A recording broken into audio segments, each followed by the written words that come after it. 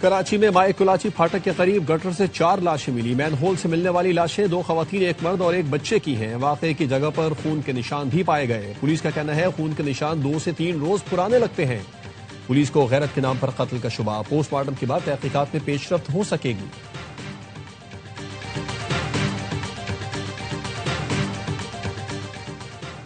پانچ بڑے فیصلے کر لیں تبھی بات آگے بڑھ سکتی ہے۔ پی ٹی آئی والے اسپیکر آفس جا کر بات کریں تو وزیر اعظم سے ملاقات کا انتظام ہو جائے گا۔ لگتا ہے بانی پی ٹی آئی مذاکرات کے حق میں نہیں۔ وزیر اعظم کے مشیر رانا ثناء اللہ کہتے ہیں پی ٹی آئی کی ڈائیلاگ کی پالیسی نہیں ہوگی تو بات نہیں ہو سکتی۔ پی ٹی آئی سڑک گرم کرنے کی پوزیشن میں نہیں۔ اور انسداد دہشت گردی کی عدالت نے عادل راجہ، حیدر مہدی، وجاہت سعید، صابر شاکر، معید پیرزادہ کو 2 مرتبہ عمر قید سنا دی۔ 9 مئی کو ریاستی اداروں کے خلاف ڈیجیٹل دہشت گردی کے کیس میں ملزمان کو دیگر دفعات میں مجموعی طور پر 35 سال قید کی سزائیں سنائی گئیں۔ ملزمان پر مجموعی طور پر 15 لاکھ روپے جرمانہ بھی کیا گیا۔ تھانہ روانہ کے مقدمے میں شاہین صہبائی، حیدر مہدی اور وجاہت سعید کو بھی سزا۔ ملکی دفاع اور سیکیورٹی کے خلاف 31,313 ویب پیجز بند۔ سوشل میڈیا پر غیر اخلاقی مواد کی اپلوڈنگ میں 20% کی کمی ہوئی۔ پی ٹی اے نے اعداد و شمار جاری کر دیے۔ 2024-25 میں سوشل میڈیا پر 88,000 سے زائد غیر اخلاقی اور غیر قانونی ویب سائٹس بلاک کی گئی۔ ٹک ٹاک پر سب سے زیادہ 35,000 ویب پیجز، فیس بک پر 25,000 سے زائد، انسٹاگرام پر 13,000 سے زائد، یوٹیوب پر 8,586 لنک بلاک کیے گئے۔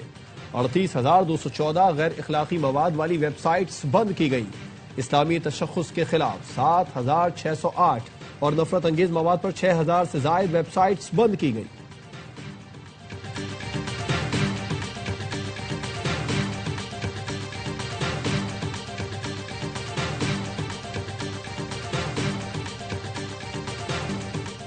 ایران میں مہنگائی کے خلاف مظاہرے، امریکی صدر نے مداخلت کی دھمکی دے دی۔ ڈونلڈ ٹرمپ نے ایکس پر لکھا، ایران پرامن مظاہرین کو گولی مار کر ہلاک کرتا ہے تو امریکہ مدد کو آئے گا۔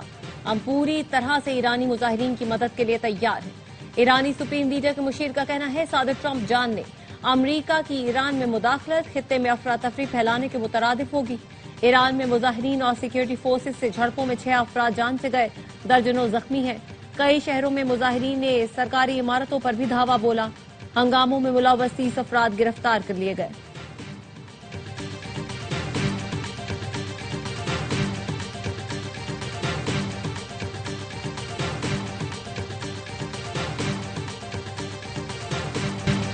عوام خوش نہیں تو ذمہ دار ہم ہیں، امریکہ نہیں۔ ایرانی صدر کا اعتراف۔ مسعود پزشکیان نے کہا وسائل کا انتظام اور لوگوں کے مسائل حل کرنا ہماری ذمہ داری ہے۔ عوامی مسائل ہماری ناکامیوں اور ناقص انتظامیہ کا نتیجہ ہیں۔ حکومت کو عوام کے خدشات دور کرنے کی کوشش کرنی چاہیے۔ وفاقی کابینہ نے اسلام آباد میں بلدیاتی الیکشن کے التوا کی منظوری دے دی۔ کیپٹل ٹیریٹری لوکل گورنمنٹ ترمیمی آرڈیننس سے متعلق کارروائی کی توثیق کر دی گئی۔ کابینہ سے خطاب میں وزیر اعظم نے کہا ہم نے ملک کو ڈیفالٹ سے نکال کر معاشی طور پر مستحکم بنایا۔ یو اے ای کے صدر سے حالیہ ملاقاتیں انتہائی مفید رہیں۔ سعودی ولی عہد سے گفتگو میں تعلقات کو وسعت دینے پر بات ہوئی۔ وزیر اعظم کا پی آئی اے کے 75% حصص کی شفاف نجکاری پر اظہار اطمینان۔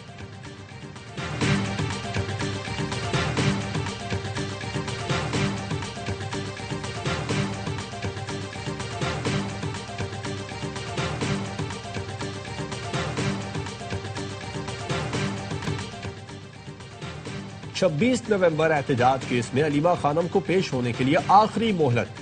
اے ٹی سی راول پنڈی میں علیمہ خانم سمیت 11 ملزمان کے خلاف مقدمے کی سماعت 5 جنوری تک ملتوی کر دی۔ عدم پیشی پر 3 ملزمان ساجد علی، محمد حنیف اور علی رضا کے قابل ضمانت وارنٹ گرفتاری جاری۔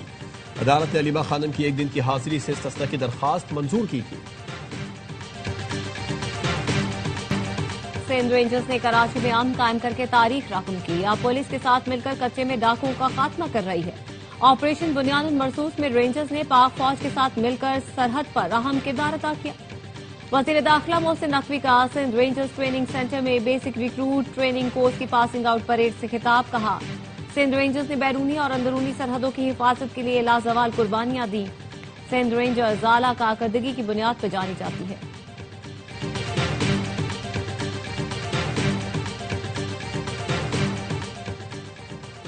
Chairman Peoples Party Bilawal Bhutto سے وزیر اعلیٰ سندھ مراد علی شاہ کی ملاقات، صوبے کی انتظامی اور سیاسی صورتحال پر بات چیت۔ بلاول بھٹو سے نئے آئی جی سندھ جاوید عالم اوڈھو سے بھی ملاقات ہوئی۔ آئی جی سندھ نے صوبے میں قیام امن سے متعلق لائحہ عمل پر بریفنگ دی۔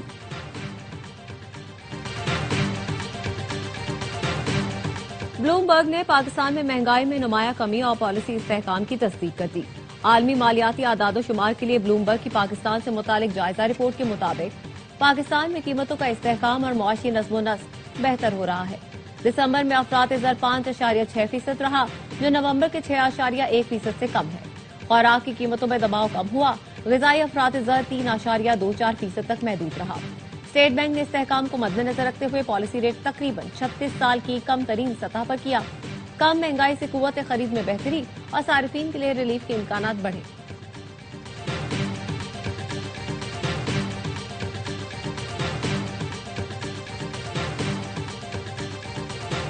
پاکستان اسٹاک مارکیٹ میں نئی تاریخ رقم 100 انڈیکس نے پہلی بار 1,79,000 کی سطح عبور کر لی۔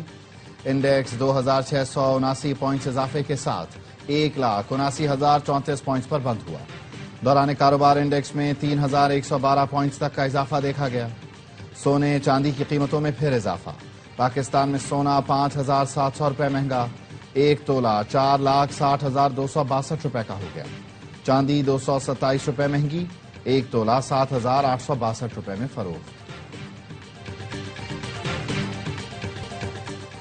سندھ حکومت کا کراچی کی منہدم عمارتوں کے رہائشیوں کو محفوظ رہائش دینے کا فیصلہ۔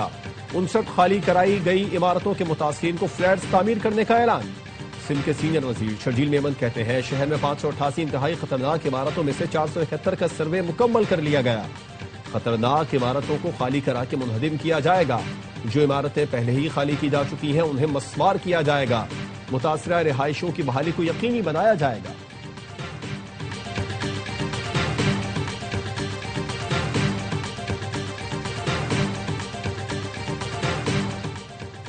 بنجر اور سیم زدہ زمینوں کو شرم فارمنگ کے ذریعے پہلی بار قابل استعمال بنایا جا رہا ہے۔ وزیر اعلیٰ پنجاب مریم نواز کہتی ہیں سرگودھا اور علی پور میں مجموعی طور پر 5,600 ایکڑ شرم اسٹیٹ بنیں گی، جس سے پنجاب کی برآمدات میں بڑا اضافہ ہوگا۔ منصوبے سے ہزاروں نوجوانوں کے لیے روزگار کے مواقع پیدا ہوں گے۔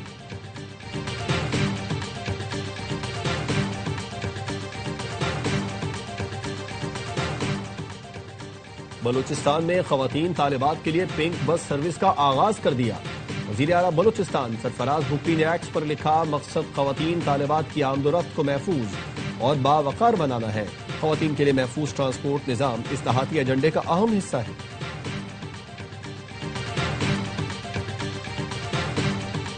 پارلیمانی کمیٹی نے امبرین جان کو چیئرپرسن پیمرا مقرر کرنے کی منظوری دے دی۔ وزیر اعظم کو نام ارسال کر دیا گیا۔ امبرین جان سیکرٹری اطلاعات رہ چکی ہیں۔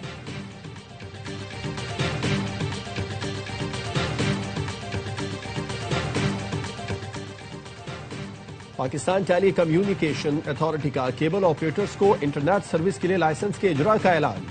کلاس لائسنس 10 سال کی مدت کے لیے جاری کیا جائے گا۔ Chairman P T A major general retired Hafeez ur Rahman کا چیئرمین کیبل آپریٹرز ایسوسی ایشن کو فون، کہا کیبل آپریٹرز ایسوسی ایشن کے ساتھ جو وعدہ کیا وہ پورا کر دیا۔ خالد آرائی نے کہا صارفین کو اضافی سہولت کی فراہمی کے لیے کیبل آپریٹرز کو مناسب روزگار مل سکے گا۔ کیبل آپریٹرز ایسوسی ایشن کی طرف سے پیمرا کو بھرپور تعاون کی یقین دہانی۔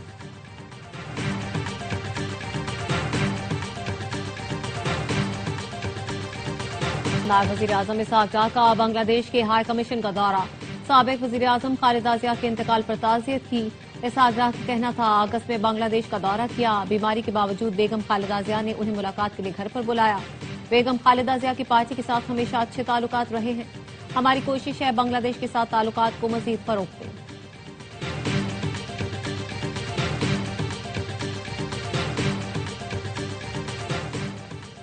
سعودی عرب کے ولی عہد شہزادہ محمد بن سلمان اور قطر کے امیر شیخ تمیم بن حمد الثانی کے درمیان ٹیلی فونک رابطہ، تعلقات کو مزید مضبوط بنانے کے طریقوں پر تبادلہ خیال کیا۔ سعودی ولی عہد اور امیر قطر کی علاقائی اور بین الاقوامی امور پر بھی گفتگو، خطے میں امن و استحکام کو فروغ دینے کے لیے مشترکہ اقدامات پر بات کی۔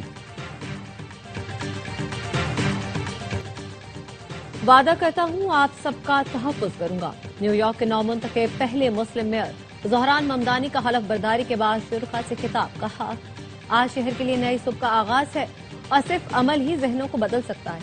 نیو یارک کے شہریوں کے ساتھ ہر مشکل میں کھڑا رہوں گا۔ زہران ممدانی نے اپنے دادا اور دادی کے زیر مطالعہ قرآن پاک پر عہدے کا حلف اٹھایا۔ رکن کانگریس سینیٹر برنی سینڈرز نے ان سے حلف لیا۔